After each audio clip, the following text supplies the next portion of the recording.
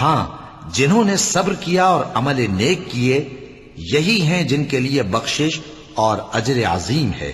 تو شاید تم کچھ چیز وہی میں سے جو تمہارے پاس آتی ہے چھوڑ دو، اور اس خیال سے تمہارا دل تنگ ہو کہ کافر یہ کہنے لگیں کہ اس پر کوئی خزانہ کیوں نہیں نازل ہوا، یا اس کے ساتھ کوئی فرشتہ کیوں نہیں آیا۔ اے نبی، تم تو صرف نصیحت کرنے والے ہو، اور اللہ ہر چیز کا نگہبان ہے۔ کیا یہ لوگ کہتے ہیں کہ اس نے قرآن از خود بنا لیا ہے؟ کہہ دو کہ اگر سچے ہو تو تم بھی ایسی 10 صورتیں بنا لاؤ، اور اللہ کے سوا جس جس کو بلا سکتے ہو بلا بھی لو۔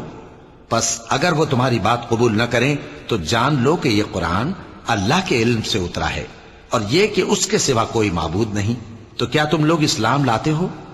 جو لوگ دنیا کی زندگی اور اس کی زیب و زینت کے طالب ہوں، ہم ان کے اعمال کا بدلہ انہیں دنیا ہی میں دے دیتے ہیں، اور اس میں ان کی حق تلفی نہیں کی جاتی۔